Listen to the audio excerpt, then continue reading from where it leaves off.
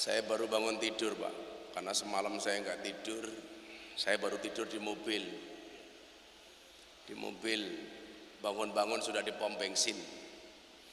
Jadi Pak Kepala Kemenak, saya minta maaf kalau terlambat. Dan terlambat itu kebiasaan saya dulu ketika sekolah. Begitu saya masuk kelas, saya terlambat, ditegur sama guru saya. Miftah, kenapa kamu terlambat? Waktu itu saya jawab, mohon maaf Pak Guru, enggak ada kata terlambat untuk belajar. Maka sejak saat itu saya berjanji tidak akan pernah mengulangi kesalahan yang sama. Kenapa? Karena masih banyak kesalahan lain yang harus saya coba. Terima kasih Bapak Kepala Sekolah, Pak Tarib, yang tarifnya enggak jelas. Dan para Dewan Guru serta adik-adik atas penerimaannya, bahwa tahun 2017 saya 2022 haji tahun kemarin saya ketemu dengan Ibu Gubernur Bu Khofifah. Saat itu saya sampaikan tentang kegelisahan kita semuanya, bahwa ada satu survei yang kemudian menyampaikan pesan bahwa 37% mahasiswa dan pelajar di Jawa Timur itu terpapar dengan paham radikalisme dan intoleransi, yang kemudian ini membuat keprihatinan kita bersama. Kalau ngomong Jawa Barat mungkin kita tidak kaget, tetapi ketika berbicara Jawa Timur tentunya ini sangat mengagetkan bagi kita. Kenapa? Karena Jawa Timur adalah gudangnya santri, karena Jawa Timur adalah gudangnya pondok pesantren, karena Jawa Timur adalah gudangnya Nahdlatul Ulama. Maka itulah kemudian gerakan orasi yang saya launching di hadapan Presiden, karena memang ini merupakan perintah lisan dari Bapak Presiden kepada saya untuk mengamplifikasi gerakan moderasi, berbangsa dan beragama yang happy dan menyenangkan. Bagaimana seharusnya kita berbangsa dan bagaimana seharusnya kita bernegara. Maka sangat aneh ketika saya melihat kok bisa-bisanya Jawa Timur bisa terpapar sampai 37%. Itulah kenapa kemudian saya fokus kepada Jawa Timur. Saya matur kepada Ibu Gubernur, Bu, saya tak datang sowan-sowan ke sekolah dan perguruan tinggi di Jawa Timur, kayak di MAN ini Pak. Karena kalau saya nunggu diundang Pak Tarib, jelas gak ada anggarannya Pak. Makanya saya yang berinisiatif untuk sowan tanpa Pak Tarib mengeluarkan anggaran. Ya karena Tarib gak ada tarifnya Pak. Nah, salah satu kemudian hari ini yang menjadi catatan ketika Indonesia merdeka ke 78 tahun, yang mempunyai tagline apa? Terus melaju Indonesia maju kalau nggak salah. Ini ternyata ada upaya-upaya bagaimana kemudian menghambat pertumbuhan dan perkembangan bangsa Indonesia dengan cara membenci kepada pemerintah, kebencian yang berlebih kepada pemerintah. Nah, pihak-pihak yang merasa benci dengan pemerintah ini kemudian mengatakan begini, seolah-olah begini, orang itu kalau sudah seneng, Pak Nurul Huda, ini kayak pondok saya di Seragen ini, Nurul Huda. Orang itu kalau sudah seneng, sejelek apapun tidak akan nampak. Tapi kalau sudah benci, sebaik apapun juga tidak akan dilihat. Contoh prestasi pemerintah yang menurut saya hari ini membanggakan. Kebetulan besok bulan Oktober kembali saya diminta oleh Presiden untuk menjadi penceramah di acara Forum Investor Daily Summit 2023. Tahun kemarin saya juga diminta yang sama, yang saat itu diprediksi Indonesia tahun 2023 akan mengalami resesi global. Ternyata ketakutan kita resesi global itu tidak terjadi. Ini menunjukkan bahwa pemerintah kita itu bagus, kuat. Coba adik-adik bandingkan dengan Jerman umpamanya, negara yang mampu membuat produsen mobil. Hari ini resesi, Pak. Jatuh ekonomi mereka. Nah, prestasi gemilang seperti ini ternyata itu tidak dilihat oleh kaum pembenci. Makanya mungkin kalau ada adik madrasah aliyah itu pernah belajar mafhudat, ada bahasa begini, wa ainur ridha an kulli aibin kalilatin. Orang itu kalau sudah cinta, matanya seneng. Jelek sekalipun tidak dilihat. Makanya orang itu kalau sudah jatuh cinta, wis tai lalat gedenya setai kebo saja nggak dilihat. Makanya banyak orang gagal itu gara-gara justru jatuh cinta. Jatuh cinta itu dua mata sisi. Satu sisi Anda akan menjadi orang yang sangat produktif, tapi di satu sisi Anda akan menjadi orang yang sangat tidak produktif. Makanya anak-anak man dua, ingat kata saya, percintaanmu boleh gagal, tapi karirmu harus jelas. Kenapa? Ya. Percintaanmu boleh gagal, tapi karirmu harus jelas. Kenapa? Karena karir yang jelas akan mengundang cinta yang berkualitas. Nah, kebencian-kebencian kepada pemimpin inilah kemudian hari ini yang menghambat keberlangsungan percepatan pembangunan nasional. Salah satu kebencian-kebencian mungkin yang hari ini kita lihat di akhir-akhir ini adalah dengan begitu gampangnya orang memperolok-olok seorang presiden umpamanya. Seolah-olah demokrasi itu bebas sebebas-bebasnya. Sehingga mau mengatakan presiden tolol bajingan itu seolah-olah nggak dosa. Dengan alasan kemudian bajingan itu sopir gerobak yang ada di Yogyakarta dan lain-lain, atau mengatakan bajing itu nama makanan. Padahal orang secara awam bisa melihat bahwa itu adalah umpatan. Saya itu suka misuh Pak Huda. Terutama saya sering ngomong dancuk. Karena bagi saya harus berani ngomong dancuk dalam rangka apa? Mempertahankan kearifan lokal. Ya, saya punya alasan Pak. Tapi kalau yang ngomong dancuk saya mungkin pantas. Tapi kalau yang ngomong Pak Tarif atau Pak Huda mungkin nggak pantas. Saya ditanya sama wartawan Australia ketika 10 November saya bikin acara di Tugu Pahlawan Surabaya. Kenapa Gus Miftah bilang dancuk? Ya saya jawab, karena dalam rangka mempertahankan kearifan lokal. Alasannya apa? Malaysia itu kan sering klaim apa-apa milik Malaysia. Terakhir Reok diklaim milik Malaysia. Padahal saya tahu betul sejarah Reok itu seperti apa. Pak Uda kan tahu kan yang membuat Reok itu namanya siapa? Ki Ageng Kudu Suryo Ngalam. Reok itu sebenarnya awalnya adalah merupakan sindiran Ki Ageng Kutu Suryo Alam yang keluar dari kerajaan Brawijaya ketika dia tidak terima Brawijaya nikah dengan Putri Campa. Nah kemudian dia pergi ke satu daerah namanya Wengker yang kemudian kita kenal dengan bahasa Ponorogo. Ki Ageng Kutu ini kemudian tinggal di daerah Jetis, Tegasari dekat Mbah saya. Nah di situ kemudian dia membuat reok. Kenapa reok itu bentuknya kepala macan, kemudian di atasnya ada burung dadak merak. Ini adalah merupakan sindiran dari seorang Ki Ageng Kutu kepada Prabu Brawijaya. Seorang raja yang dilambangkan dengan harimau, di atasnya ditaruh burung dadak merak yang dilambangkan sebagai Putri Campa. Seolah-olah harimau kalah dengan burung dadak merak. Maka kemudian dibuat wajah yang jelek berada di depan reok namanya Ganong. Lah Ganong ini merupakan perwujudan dari Ki Ageng Demang Kutu. Bujang Ganong. Kemudian apa? Salah satu misi Ki Ageng Kutu Suryo Alam ini adalah mensiarkan Hindu di daerah Wengker Ponorogo. Kemudian ini menjadi keprihatinan para wali di Demak. Diutuslah adiknya Raden Kenongo, namanya Raden Kanigoro.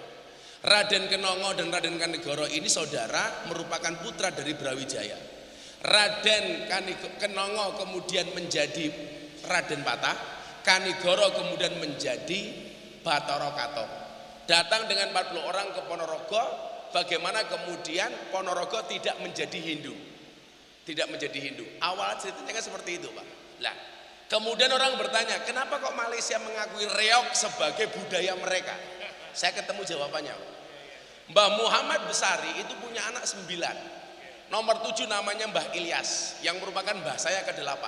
Jadi kalau diurut dari bawah, Miftah Maulana Habibur Rahman punya bapak Muhammad Muradi, kemudian Usman, Boniran, Jalal Iman, Karyonawi, Madarum, Kiai Ilyas, Muhammad Besari. Saya nomor 9 dari Mbah Muhammad Besari. Muhammad Besari ini punya anak 9, nomor 7-nya namanya Kiai Ilyas. Lah, nomor 9-nya namanya Kiai Zainal Abidin. Zainal Abidin inilah yang kemudian tinggal di Malaysia menjadi Raja Selangor. Gara-gara apa? Cintanya Zainal Abidin ini ditolak sama anaknya Adipati Trenggalek. Ternyata apa? Adipati Trenggalek punya anak cantik, pengen besaran sama Mbah Muhammad Besari. Yang belum menikah Zainal Abidin. Putrinya belum lihat karena waktu itu belum ada TikTok, belum ada medsos. Maka begitu datang ke Trenggalek, ternyata diantar sama mbah saya Kiai Ilyas. Kiai Ilyas ini terkenal sebagai putra Mbah Muhammad Besari yang ganteng. Ternyata begitu sampai Trenggalek, anaknya Adipati Trenggalek tidak cinta dengan Zainal Abidin, tapi lebih cinta kepada Kiai Ilyas. Itu mbah saya nomor 8. Maka kalau hari ini saya ganteng itu ya lumrah. Karena Mbak Ilyasnya ganteng gitu. Ya dibandingkan Pak Tarip ya 11-12 lah. Kalau lihatnya dari Monas. Nah, Zainal Abidin ini kemudian minta izin kepada Mbah Muhammad Besari untuk berangkat haji. Sesampainya pulang di Malaysia, beliau tidak mau pulang ke Ponorogo karena malu, Pak. Karena dia dihina. Mbah Zainal Abidin ini wajahnya buruk. Wajahnya buruk dan dia cebol. Kemudian dia tinggal di masjid Malaysia. Di situ ada woro-woro bahwa anaknya Raja Selangor dalam keadaan sakit. Siapapun yang bisa menyembuhkan anaknya karena perempuan, dia akan dipek menjadi anak mantu. Dan ternyata yang kemudian bisa menyembuhkan adalah Mbah Zainal Abidin. Kemudian dipek mantu yang akhirnya menjadi raja di Selangor. Makanya kamu-kamu yang merasa jelek itu ya mohon maaf, malah punya potensi untuk menjadi menantunya raja. Itu. Karena memang kan sunahnya begitu, Pak. Cewek itu yang wajahnya cantik, sunahnya menikah dengan cowok yang wajahnya jelek. Sehingga besok masuk surga berlaku teori sabar dan syukur. Laki-lakinya masuk surga karena syukur, punya istri cantik. Lah, istrinya masuk surga karena bersabar, berganti bojo merongos. Nah, kira-kira begitu. Makanya kalau cowok-cowok sekarang merasa kamu jelek, gampang. Tutupilah wajah jelekmu dengan bagusnya isi rekeningmu. Karena berangkat dari good rekening akan bisa menjadikan wajah kamu, wajah istri kamu glowing. Dan di balik wajah istri yang glowing ada suami yang golong koming. Nah, balik ke reok tadi itu.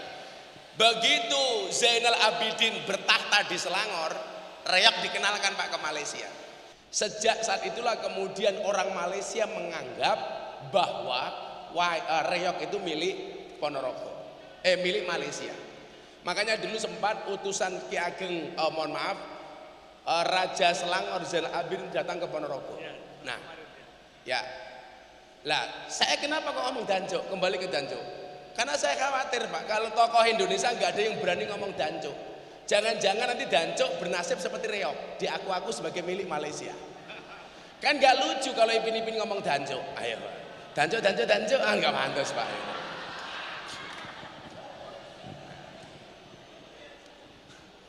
Tapi ternyata apa? Ada nilai toleransi yang diberikan oleh Betara Katong.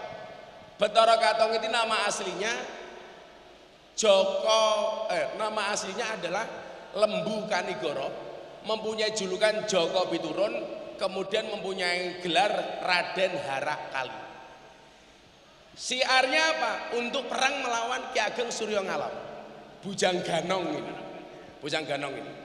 Dan ternyata apa? Salah satu ini bocah-bocah lanang iki ben ngerti lho, strategi niki gitu. Ki Betara Katong ini perang melawan Ki Ageng Suryo Ngalam itu enggak pernah menang. Strateginya apa? Strateginya adalah dengan menikahi anaknya Ki Ageng Kudu Suryo Alam. Dirabi, Pak. Akhirnya apa? Anaknya Ki Ageng Suryo Alam ini memberikan kepada Betara Katong apa? Kelemahan dari seorang Suryo Alam. Kemudian terjadi lagi peperangan, perkelahian antara mereka berdua, terjadi di Jumat Wage. Disinilah kemudian meninggalnya Ki Ageng Suryo Alam. Maka bagi sebagian orang Abangan di Ponorogo menganggap hari Jumat Wage itu merupakan hari nahas. Ceritanya begitu Pak. Mesti Pak kemana kurang ngerti? Aku ngerti Pak. Mergo aku putune Mbah Muhammad Besari Pak, saya tahu. Nah, hebatnya apa? Nilai toleransi yang ditujukan oleh Betara Katong, Raden Kanigoro, Lembu Kanigoro. Ketika Ki Ageng Kutu ini meninggal, dia mengatakan tidak meninggal demi menghormati pendukungnya Ki Ageng Kutu, dengan mengatakan bahwa Ki Ageng Kutu itu tidak meninggal tapi mukso karena menghormati agama Hindu. Ini nggak mati, ini mokso. Artinya apa? Toleransi di Ponorogo itu sudah diajarkan sama mbah-mbah kita, diajarkan sama Betara Katong. Ketika berhasil membunuh Ki Ageng Suryo Alam, Ki Ageng Kutu Suryo Alam, dia tidak mengatakan Ki Ageng Kutu ini mati, tetapi mokso. Karena puncak tertinggi dari kawan-kawan kita Hindu adalah mokso. Artinya maksud saya adalah kalau kemudian kita generasi muda di Ponorogo tidak bisa mempunyai jiwa yang toleran, ya kita berarti nggak ada darah Betara Katong. Itulah kemudian Pak yang kemudian saya pakai dalil salah satunya ketika saya malah memberanikan diri untuk menjadi penceramah di Gereja Jakarta Utara tahun 2021. Nama saya waktu itu trending topik Twitter, tidak hanya Indonesia, internasional Pak, nomor 1. Diposting sama sahabat saya Deddy Corbuzier itu dalam satu hari ditonton 7 juta kali, dikomentari 100.000 kali.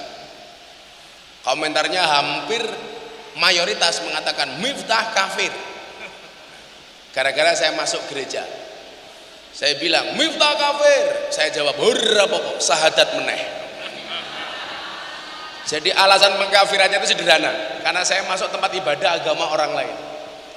Kalau tolak ukur orang itu kafir, masuk tempat ibadah agama orang lain, berarti orang Jawa itu mayoritas kafir, karena sering masuk Candi Prambanan dan Candi Borobudur. Ah mudar gue ya, wis kon bayar kafir gitu.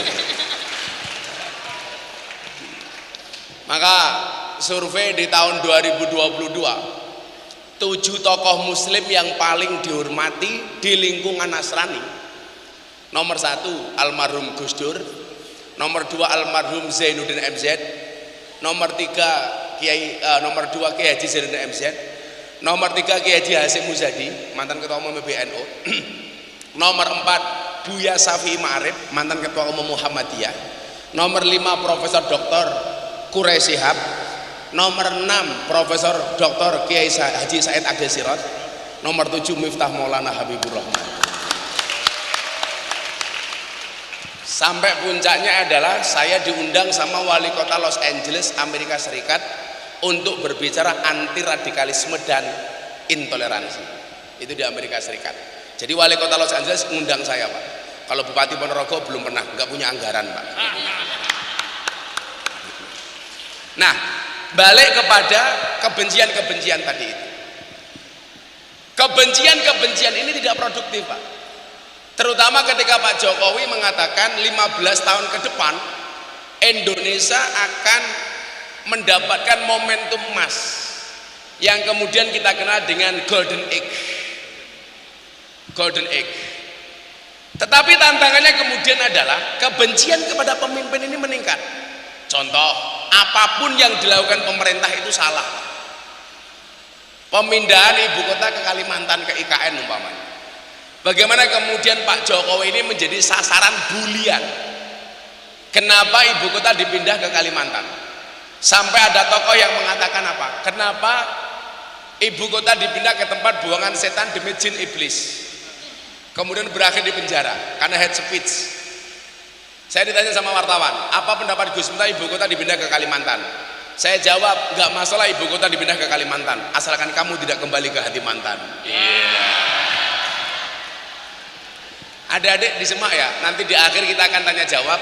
Kamu bertanya, saya jawab, tak kasih hadiah. Satu pertanyaan tak kasih kaos, tak kasih uang 300.000.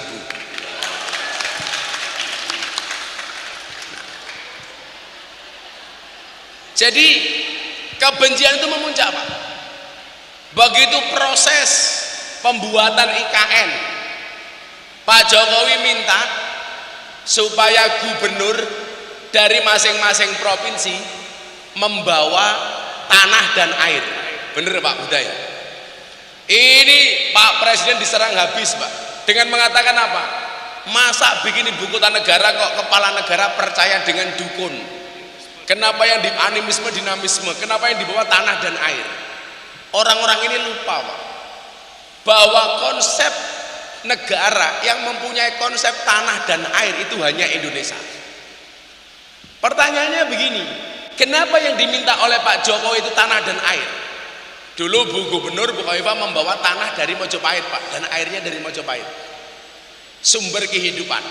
Pertanyaannya adalah kenapa Pak Jokowi mintanya tanah dan air?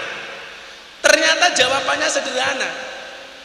Semangat yang diusung oleh Presiden adalah semangat kebersamaan, kerukunan. Bagaimana tanah dan air dari seluruh daerah di Indonesia dikumpulkan di satu tempat, sehingga apa? Seluruh anak bangsa Indonesia, apapun agamanya, apapun sukunya, apapun bangsanya, apapun bahasanya, mempunyai sense of belonging, rasa memiliki terhadap ibu kota Nusantara yang baru. Semangat yang dibawa apa? Semangat yang diajarkan Kanjeng Sunan Kalijogo ketika membuat Masjid Demak. Masjid Demak itu Bapak Ibu adik-adik, itu merupakan proyek dari Kanjeng Sunan Kalijogo. Kalau seandainya masjid itu dibangun sama Kanjeng Sunan Kalijogo sendiri, pasti selesai. Pertanyaannya, kenapa beliau melibatkan semua wali? Buktinya apa? Ada 4 tiang di dalam Masjid Demak. Itu merupakan sumbangsih dari 4 wali Pak.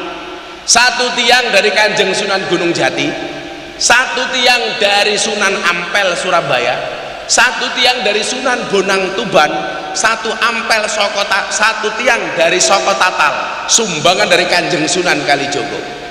Semangat yang dibawa Kalijogo apa? Persatuan. Walaupun dia bisa membuat sendiri, tetapi dia melibatkan semua wali.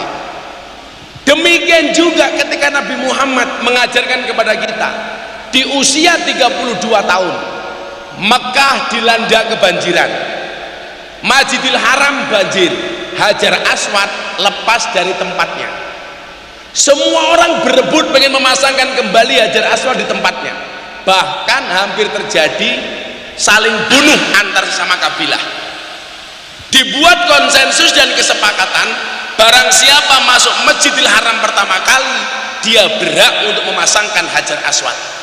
Dan ternyata yang masuk pertama kali adalah Muhammad muda di usia 32 tahun sebelum beliau diangkat menjadi nabi. Apakah Muhammad muda waktu itu egois? Tidak Pak. Beliau minta kain panjang dan lebar, Hajar Aswad ditaruh di tengahnya, kemudian para pemimpin kabilah diminta untuk memegang ujung kain. Pelajarannya apa? Nabi Muhammad kemudian membawa kain itu bersama para kabilah mendekat ke Ka'bah. Begitu dekat, baru Nabi Muhammad yang memindahkan Hajar Aswad ke tempatnya. Pelajarannya adalah Nabi Muhammad menghormati semua suku bangsa, Nabi Muhammad menghormati kabilah, Nabi Muhammad menghormati perbedaan. Artinya apa? Itulah semangat yang dibawa oleh Presiden Jokowi ketika membuat IKN dengan meminta tanah dan air dari masing-masing daerah. Maka kita diingatkan, afdolul amali bil jamaah. Amal itu paling baik dilakukan secara berjamaah.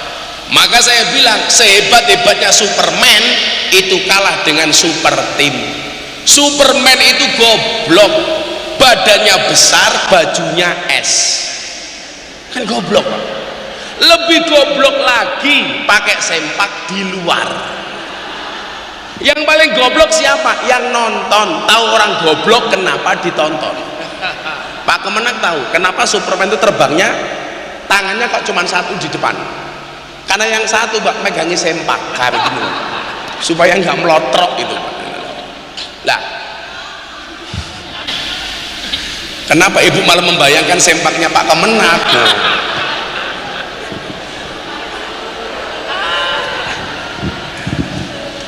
Saya itu dulu masih sering pakai pakaian gini Pak di Jogja. Ya karena saya menghormati leluhur saya, moyang-moyang saya. Nah, kayak gini. Tapi waktu itu saya kepedean Pak. Talinya ini bisa gedenya 3 kali 4 kali gede. Makanya saya nggak pede. Masa talinya lebih besar daripada burungnya Pak. Kalau Pak Kemenak ini jelas kenapa pakai ukuran segini. Ya mungkin ukurannya segitu gitu. Talinya.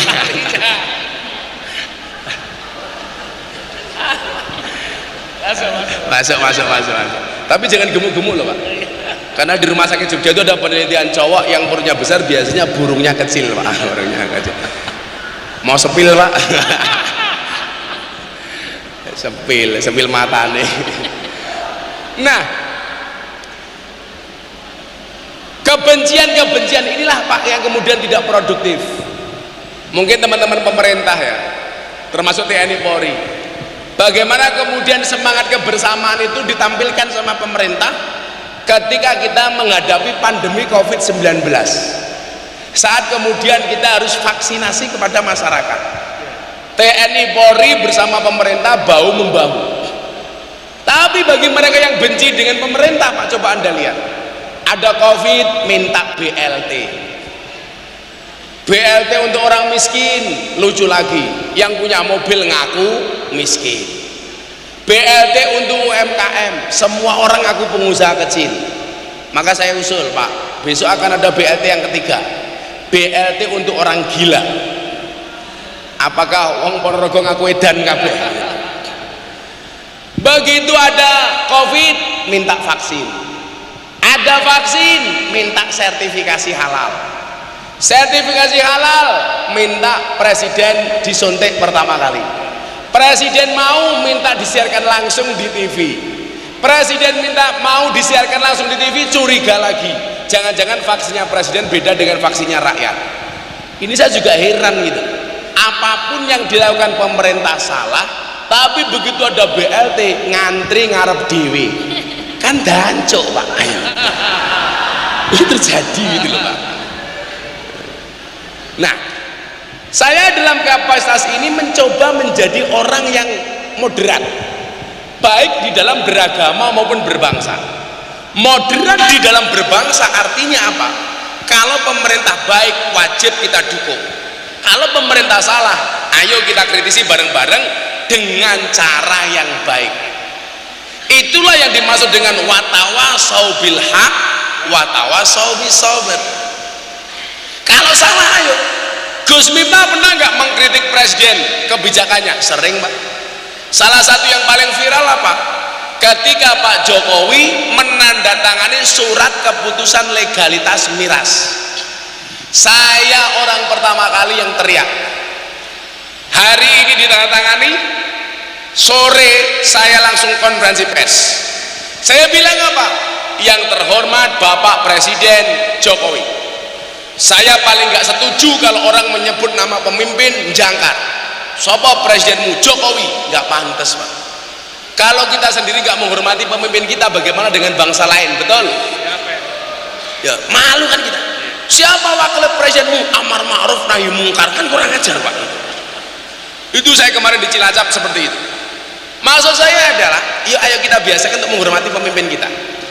Saya waktu itu bilang, saya Miftah Maulana Habibur Rahman menolak dengan tegas dan keras atas surat keputusan presiden tentang legalitas miras. Kenapa? Karena keharaman khamr dalam Al-Quran itu mutlak, qat'i, tidak bisa ditawar-tawar. Maka saya menolak. Satu-satunya minuman keras yang layak dan boleh untuk dikonsumsi adalah es batu.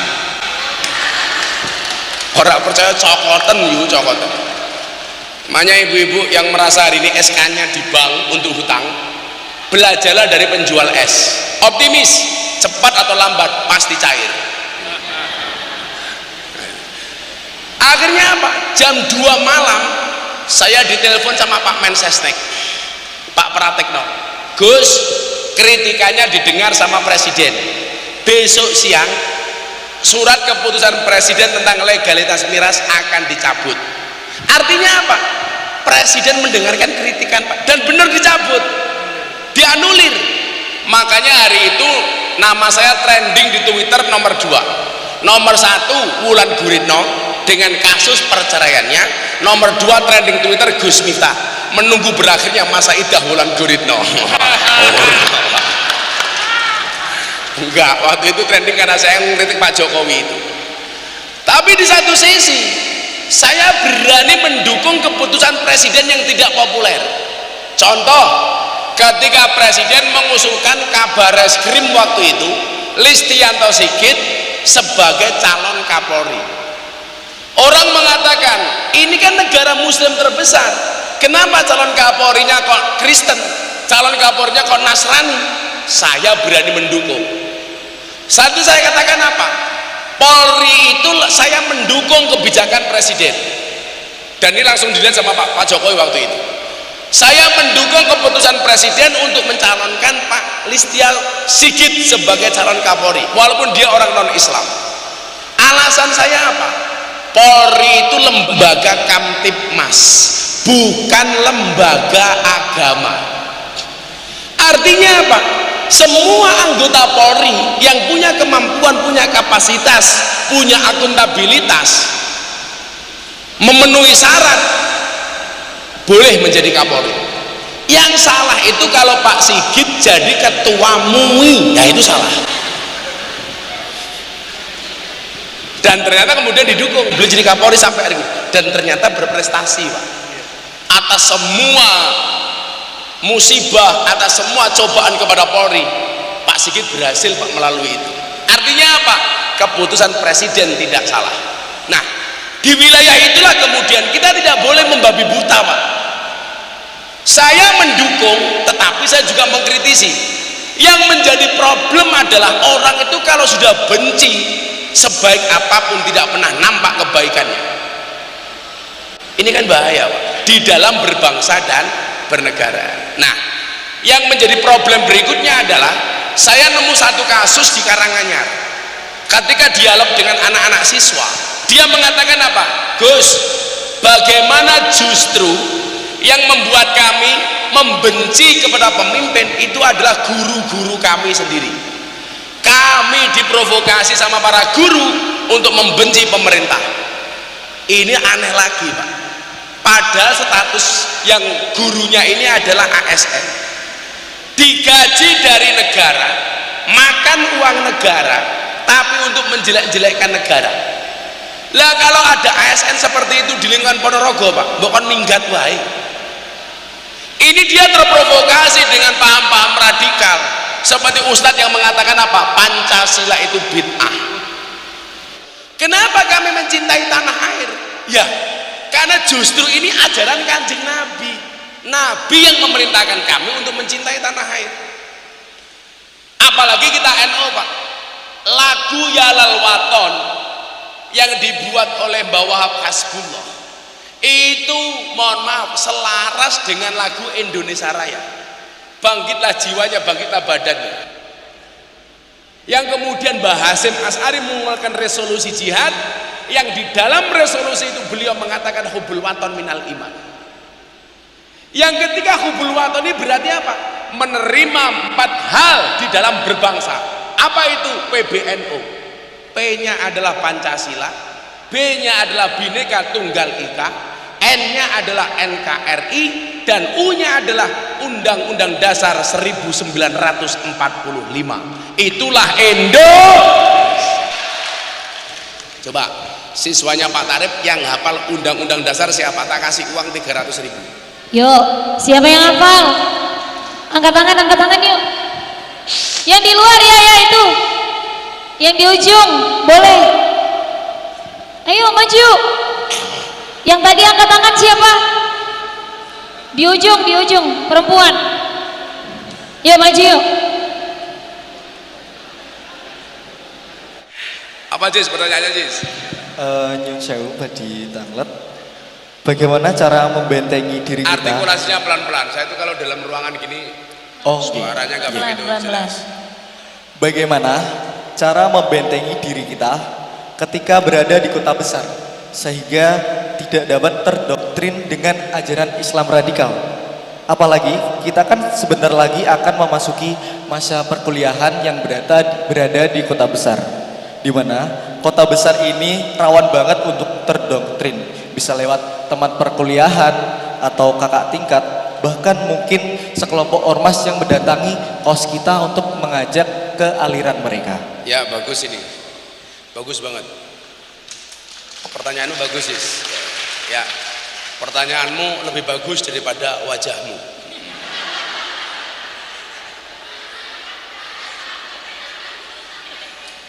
Sebelum ngomong radikal saya itu kan ada acara ngaji rutin Pak, di Hong Kong, di Taiwan. Kayak saya besok 26 ini berangkat ke Taiwan, di salah satu kota di Taiwan. Bulan depan saya di Hong Kong. Di Taiwan Hong Kong itu Pak, itu banyak juga anak-anak Ponorogo. Jangankan soal ideologi, fashion itu loh, kadang-kadang kita tuh gampang banget terpengaruh. Cewek Ponorogo jadi TKI di Hong Kong, mode berpakaiannya ikut-ikutan cewek Hong Kong, modelnya nganggo pakaian kayak Blackpink, padahal cah Ponorogo bentuknya kayak black kerupuk. Lah ya ora pantes Pak. Lah kaya Lisa Blackpink, anak cewek-cewek Hong Kong yang mulus-mulus Pak, pakaiannya bodinya bagus-bagus, itu nganggo pakaian seksi ki yo pantes. Lah anak-anak kita Ponorogo itu loh, kakinya belang-belang, tungkae meletek-meletek, nganggo pakaian kaya cah Hong Kong, kan ra pantes. Lemu budel ayo wis ora pantes belas. Padha-padha ndelok maksiate ndelok sing halus to Pak, lha ndelok sing meletek-meletek lah ya. Artinya apa? Ada ungkapan begini Mas, siapa mau? Aziz, su'ul khuluqi yu'di, akhlak yang jelek itu menular. Nah, termasuk persoalan ideologi. Kalau di sekolah Pak Kemenak tolong menjadi PR untuk sekolah-sekolah di Ponorogo ya. Anak-anak itu biasanya mendapatkan kurikulum yang baik dari sekolah. Tapi kenapa kok mereka masih terpapar? Ternyata salah satu pintu masuknya adalah melalui ustadz yang diundang di acara rohis. Mereka ngundang ustadz dari luar yang tidak difilter oleh pihak sekolah. Sehingga apa? Mengajarkan kebencian, intoleransi dan lain sebagainya. Maka saya minta Pak Kemenak betul-betul diseleksi ustadz-ustadz yang masuk ke rohis. Nah, contoh umpamanya kayak di Boyolali. Di Boyolali itu justru yang mengajarkan kebencian kepada negara itu gurunya sendiri, dengan mengatakan apa? Melarang siswa-siswinya untuk melaksanakan upacara bendera. Hormat kepada merah putih itu haram. Kenapa? Karena dianggap tauhid. Di sini kita masih ada upacara ya Pak Tarif ya. Itu nggak boleh. Itu faktor internal. Nah, begitu besok kamu keluar umpamanya ke Jogja, kuliah, kamu bisa pengen kuliah di mana, Aziz? Antara di Universitas Negeri Malang, kalau enggak ya di Universitas Negeri Surabaya Pak. Surabaya. Okay. Katakanlah Ponorogomu mana? Ponorogo kula Mbabatan. Oh Mbabatan, cah desa to? Oh no, Mbabatan. Aziz cah Mbabatan Ponorogo, tinggal di Surabaya. Kamu nyari Mbak Nanda saja di Surabaya, tapi janda. Iya.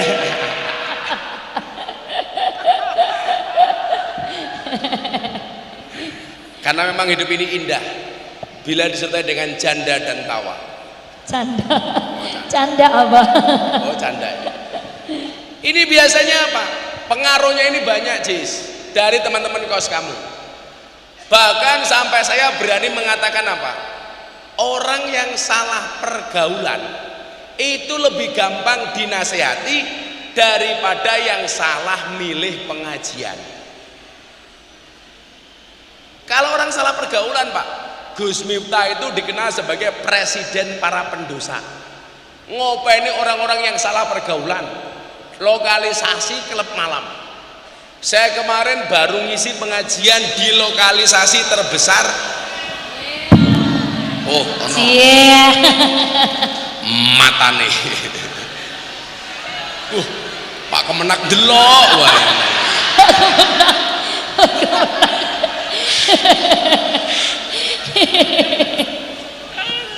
Pak Tarip, mohon jaga pandangan Pak Tarip. Lihatnya jangan di sini Pak Tarip, nanti ikut saya ke sana. Saya kemarin baru bikin acara di lokalisasi terbesar di Batang, namanya Penundan. Nanti saya mau pesan Mbak Nanda untuk cari mukena lagi. Karena kemarin sebelum Ramadan saya bagi-bagi mukena ke lokalisasi di Gangsono Tretes Pasuruan. Itu lokalisasi terbesar di Jawa Timur. Karena mayoritas di Jawa Timur itu sekarang tutup. Kayak Semampir, Kediri tutup, Doli tutup, Guyangan Nganjuk tutup, Ponorogo juga tutup. Ponorogo apa dulu namanya itu? Dong Banteng. Dong Banteng tutup. Pak Kemenak kapal karena dulu tamu reguler. Saya kemarin membagi 580 mukena Pak di lokalisasi Gangsono Tretes. Ini saya itu punya kebiasaan bagi-bagi mukena kepada mbak-mbak klub malam dan lokalisasi. Nah, ini kemarin menariknya adalah setelah saya bagi itu Ramadan mereka nggak pulang. Ternyata mereka cari uang untuk THR keluarganya. Lah ada peraturan boleh bekerja, syaratnya harus melaksanakan sholat taraweh berjamaah dulu. Setelah sholat taraweh ya kerja lagi. Saya tanya laku apa enggak Mbak? Alhamdulillah laku Bah. Kok bisa? Iya berkah Ramadan.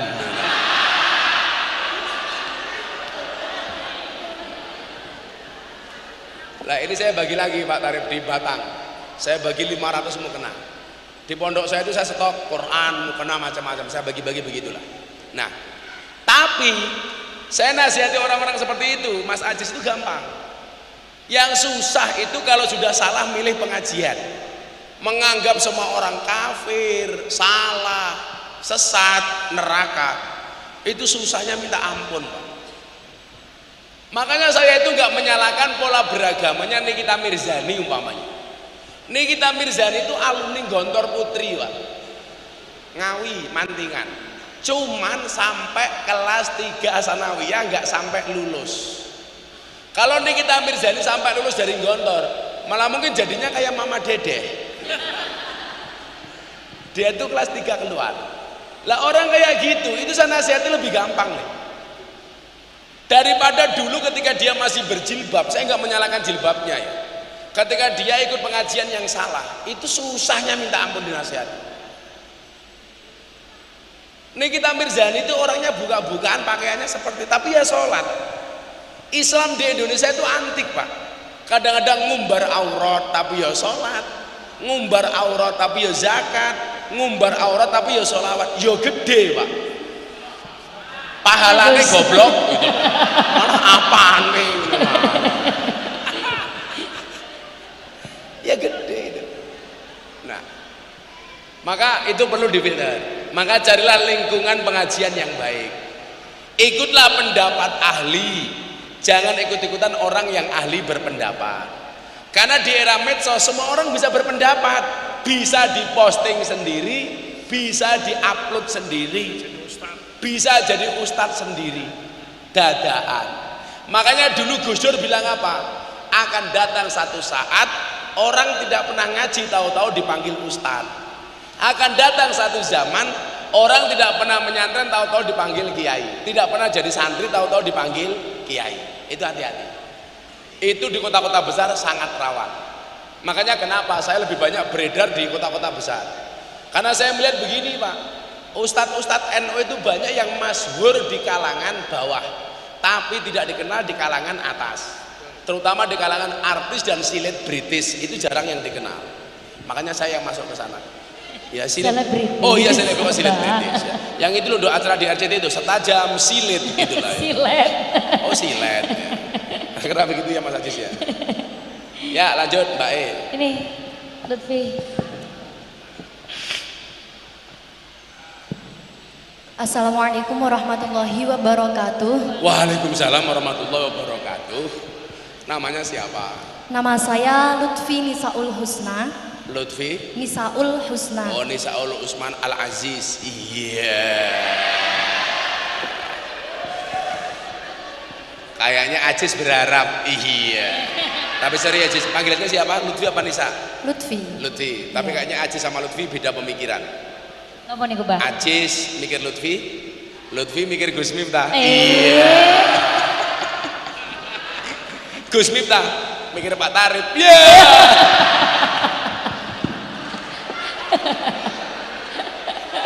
Masa aku mikir lanang. Aduh, Pak Tarib mikir Pak Huda. Walah. Kelas berapa Mbak Lutfi? Saya kelas 12, Gus. Kelas 12. Nggih. Cita-citanya pengen jadi apa? Cita-citanya pengen jadi DPR. DPR. Ngeri. Rakyat. Kamu pengen jadi penipu? Oh enggak ya. DPR yang baik, Gus. Hah? DPR yang baik. Oh, DPR yang baik. Jadi kalau hari ini Anda di jalan banyak orang yang mendadak sumeh, dipastikan dia caleg. Caleg ini. Kalau hari ini kamu melihat orang mendadak senang ikut pengajian, jangan-jangan caleg. Tahu-tahu nongol di pengajian ya Pak Tarif, itu caleg itu mesti. Jualan pajak. Saya curiga jangan-jangan caleg. Iya, saya ini gampang banget ya Pak. Kok ada orang mendadak NO ya, saya curiga jangan-jangan caleg gitu. Jadi ada DPR marah sama saya. Itu gobloknya DPR sing marah itu. Jadi kan Pak Kiai Ma'ruf bilang begini, istighosa kebangsaan yang tahun kemarin. Besok itu negara di dunia yang penduduknya banyak masuk Islam, itu Indonesia. Gara-gara apa? Man qala akhiruhu la ilaha illallah dakhalal jannah. Barang siapa yang akhir hidupnya la ilaha illallah masuk surga. Lah kenapa kok Indonesia? Karena di dunia negara yang paling banyak muslimnya Indonesia. Lah saya ketemu sama anggota DPR, Gus, kalau DPR masuk surga? Ya masuk surga. Termasuk DPR yang korupsi? Iya masuk surga. Begitu DPR korupsi masuk surga, kiai-kiai Ponorogo protes. Malaikat, itu ada DPR koruptor, dia korupsi, kenapa masuk surga? Dijawab sama malaikat, yang sabar Pak Kiai, DPR korupsi itu masuk surga, tapi hanya kunjungan kerja. Gitu. Goblok balik meneh. Lah DPR nesu karo aku kan goblok. Ya mudah-mudahan kamu DPR yang baik. Kenapa pengen jadi anggota DPR? Kenapa? Karena kan banyak yang bilang kalau orang yang beragama itu janganlah berpolitik. Tapi di sini saya ingin membuktikan kalau orang beragama itu sebenarnya bisa berpolitik dengan baik seperti itu. Benar. Orang baik itu harus masuk politik, Pak. Karena kalau orang baik menghindari politik, maka yang menguasai dunia politik itu orang jelek. Walaupun tidak harus semuanya.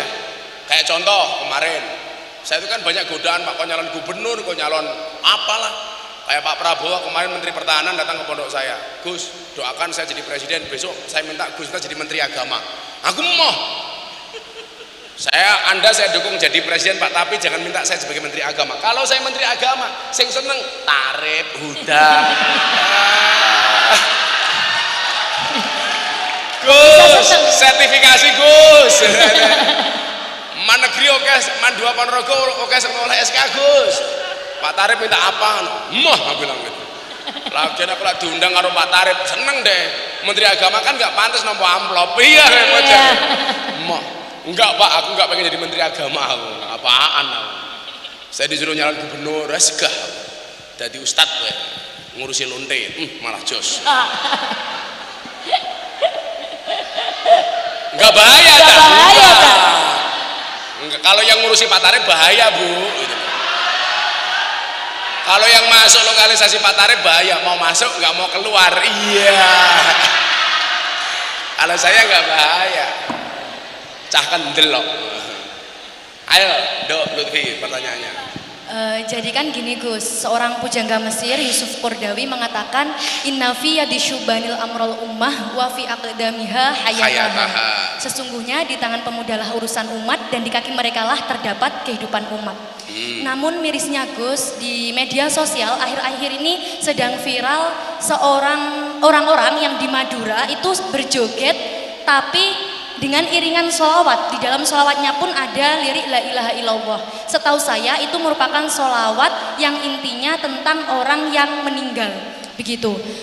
Karena adanya orang Madura yang seperti itu dan viral, banyak orang di media sosial, terutama generasi muda, bahkan yang jamet-jamet juga ikut. Lah kayak saya ngerti jamet itu apa? Lah kayak Pak Taharif, kayak Pak Huda ra ngerti. Kamu bilang jamet itu apa coba? Jamet itu apa? Kasih tahu mereka. Jamet itu orang yang sedikit aneh, Pak. Seperti itu. Kok kamu ngomong aneh sambil lihat Pak Huda itu kenapa? Aneh. Nggih, lanjut. Untuk itu kan juga menirukan hal tersebut. Kemudian pertanyaan saya Gus Miftah, menurut panjenengan dari sisi agama dan juga dari sisi budaya, bagaimana pendapat panjenengan mengenai kasus tersebut? Oke. Aku senengnya anak-anak Ponorogo itu gini loh Pak, sopan santunnya itu masih ada, Jawane masih terjaga. Kayak saya kemarin posting ini yang nyuguh wedang itu di Instagram saya ditonton 3 juta kali Pak. Pas saya pengajian di daerah mana ya kemarin di Ponorogo itu? Jambon ya. Yang itu loh Pak Tarif, saya nyuguh wedang sambil laku dodok kayak kita lah. Itu di daerah lain sudah hilang Pak.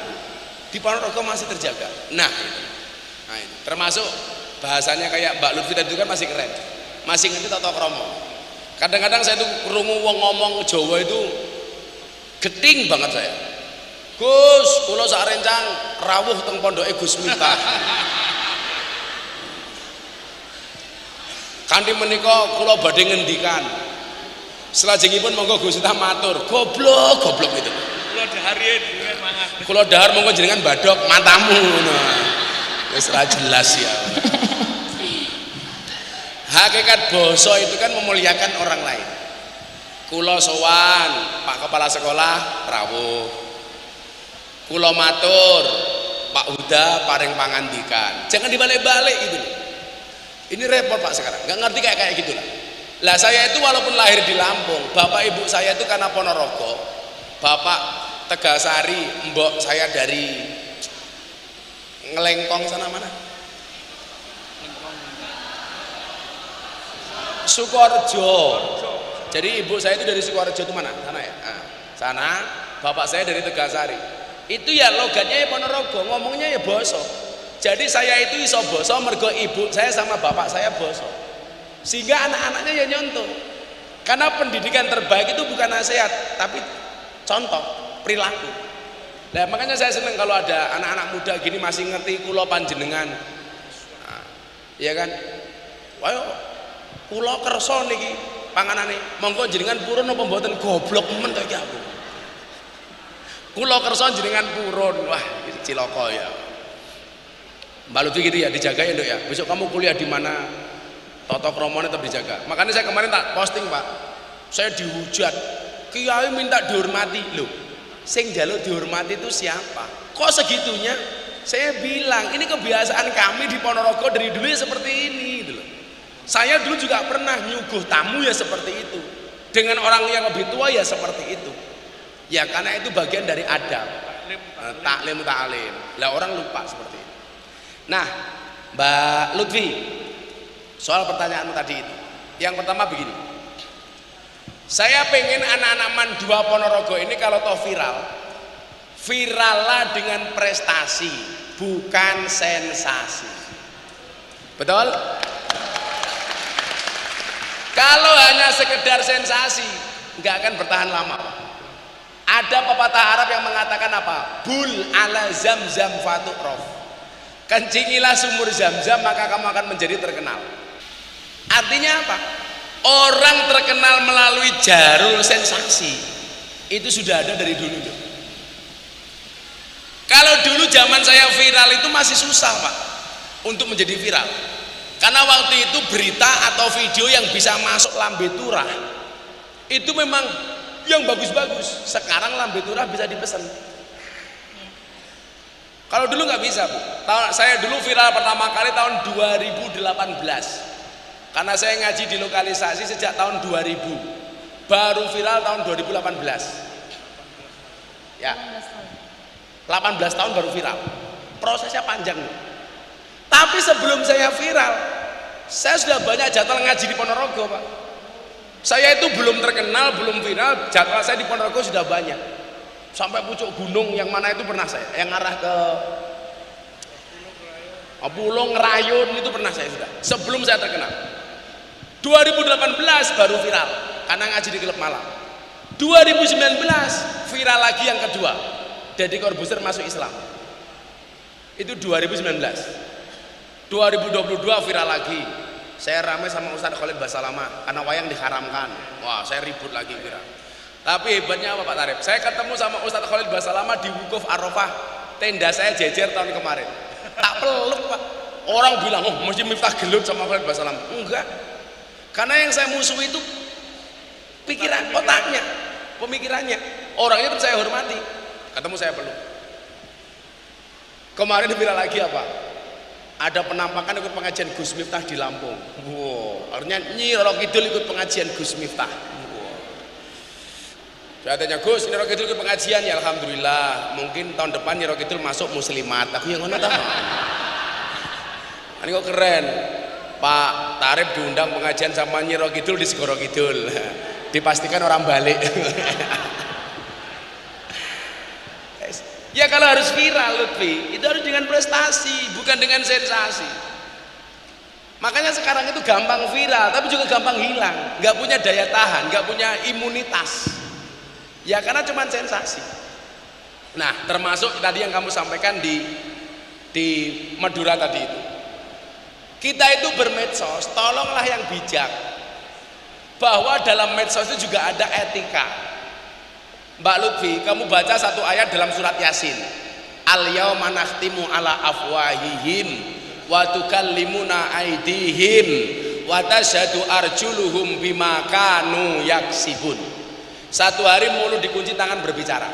Kenapa yang berbicara tangan dong? Karena besok itu hari ini mohon maaf jawabannya. Orang bermaksiat gak perlu mulut.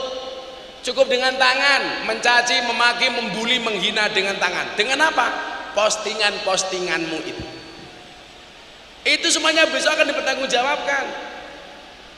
Termasuk apa? Orang-orang yang tidak beretika di dalam bermedsos itu.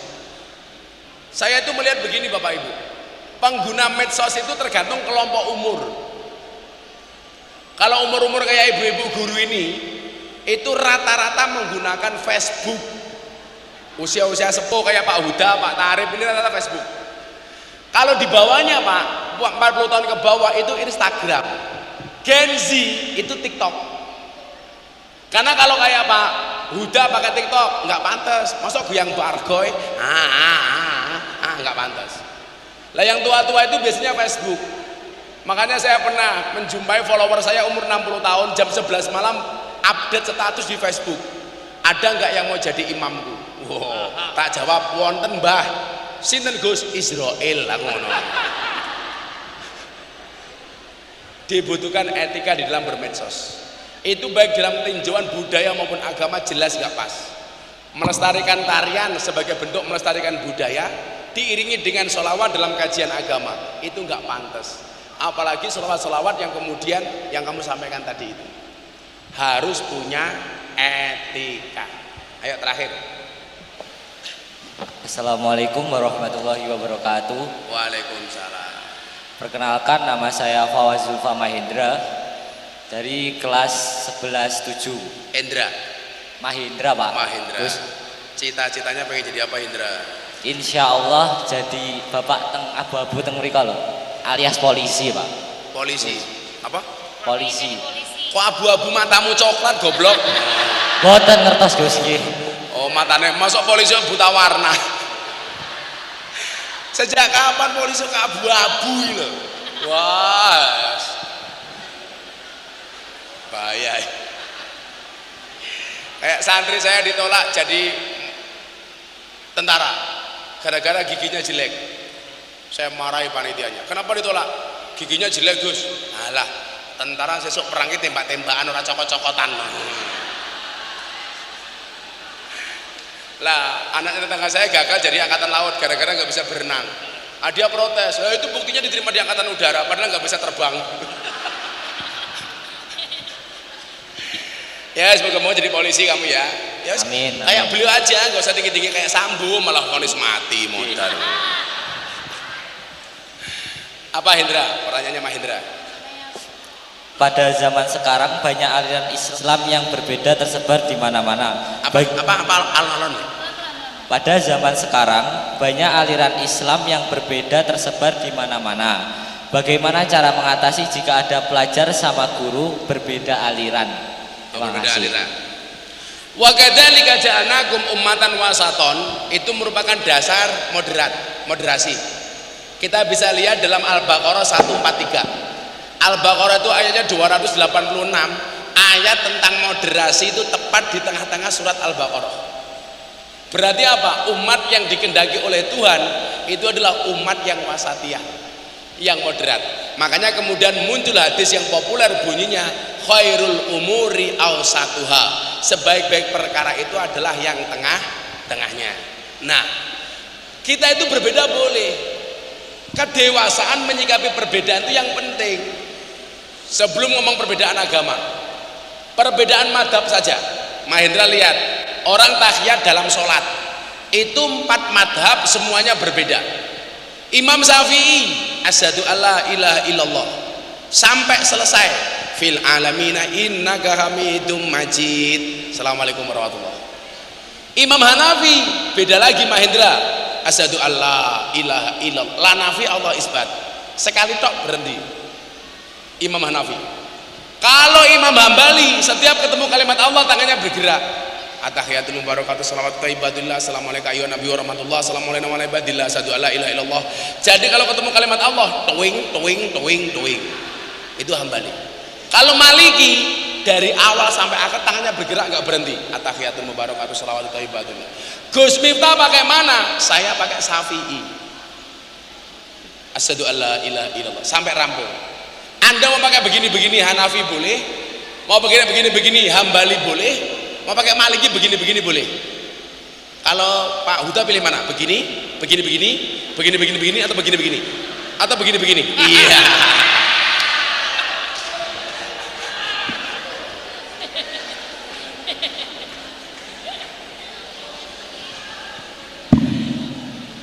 Boleh menyikapi perbedaan itu. Dewasa di dalam menyikapi perbedaan. Karena al-ikhtilaful a'immah rahmatun lil ummah. Jangankan cuma perbedaan seagama, dengan beda agama loh, kita nggak boleh kaku. Konsep lakum dinukum waliyadin itu menuntut kepada kita untuk meyakini agamamu paling benar, tetapi tidak boleh menghinakan agama orang lain. Makanya saya itu nggak setuju kalau ada orang menjelekkan agamaku benar, agamamu salah. Itu bukan moderat, nggak moderat. Lana amaluna walakum amalukum itu saya benar dengan apa yang saya lakukan. Anda silahkan dengan apa yang Anda yakini. Selesai. Makanya kalau bapak-bapak FKUB mau datang ke pondok saya, Pak, lingkungan saya itu 60% Katolik. Pondok pesantren Ora Aji itu berada di tengah lingkungan Katolik. Besok September ulang tahun pondok saya. Saya tanggal malam Sabtunya saya wayangan, malam Minggunya saya pengajian, yang panitianya anak pondok dibantu sama orang-orang kampung Katolik masak nasi untuk nyuguh jamaah. Yang parkir muda-mudi Katolik. Minggu paginya saya jalan sehat, kepanitianya saya melibatkan orang Katolik. Tanggal 8-nya saya konser kebangsaan. Saya besok ngundang Denny Caknan, Woro Widowati, Aftersen. Itu panitianya muda-mudi Katolik. Selatan rumah saya itu pengurus gereja. Utara rumah saya kuburan. Dan subhanallah, seumur hidup saya tidak pernah bertengkar dengan tetangga utara saya. Kuburan. Fine. Coba ya teman-teman FKUB datang ke pondok saya. Anda akan mendapati satu hal yang luar biasa. Bagaimana orang Katolik sama orang Islam sangat guyup rukun. Tak kasih tahu Pak Huda. Kalau ada orang Islam meninggal, kita tahlilan. Nah, ini kayak kemarin. Ini saya bikin acara ini di depan gereja. Dihadiri 20.000 orang lebih. Di depan gereja. dan asik. Makanya saya itu malu kalau ada persekusi orang beribadah di rumahnya sendiri. Contoh di Bogor, umat Kristiani melaksanakan sembahyangan Natal di rumahnya sendiri, dipersekusi atas nama tidak ada izin. Wong donga karo Gusti Allah kok njaluk izin itu dari mana? Kecuali itu jadikan tempat ibadah rutin sebagai gereja. Itu saya bisa memahami. Ini Natalan, anak-anaknya datang ke rumah berdoa bersama, dipersekusi atas nama nggak ada izin. Itu logika saya nggak masuk, Pak. Coba kalau saya bikin acara kayak tadi itu, mobil, motor, parkir memenuhi rumah-rumah orang Katolik sampai mereka nggak bisa keluar dari rumahnya, dan mereka fine. Makanya saya malu gitu loh. Kalau kita kok egois banget, orang beribadah di rumahnya sendiri harus minta izin.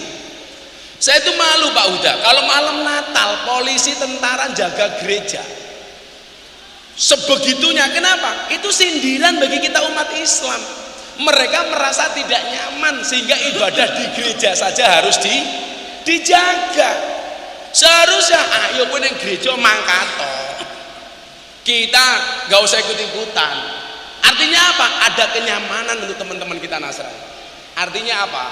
Agama kita memerintahkan untuk bisa hormat dan toleran beda agama, apalagi cuman beda aliran. Tepuk tangan untuk Mandua. Esnya masing-masing 300.000.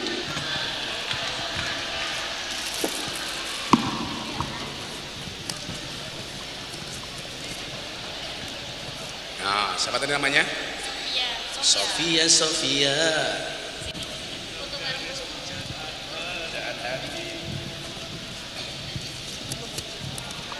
Lutfi. Aduh, pasah lanang kok entek duitnya ya? Kudune jenengan tambah. Kudune dengan tambahi matamu.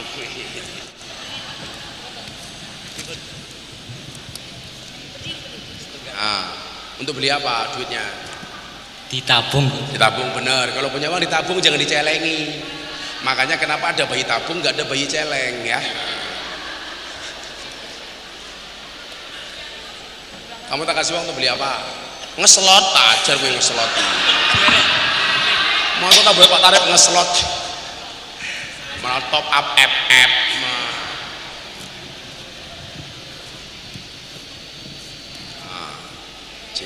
Ayo foto, kaosmu mana kaosmu? Kaosmu diambil, foto. Dibuka kaosnya dong. Kaos dari Bank BRI. Anak-anak band mana? Anak-anak band mana? Yuk band yuk. Foto dulu sebentar. Kita kasih tepuk tangan dulu dong untuk teman-teman yang sudah sangat luar biasa. Sudah berani bertanya.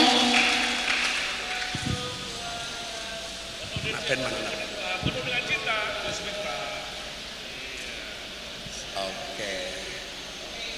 Oke, terima kasih.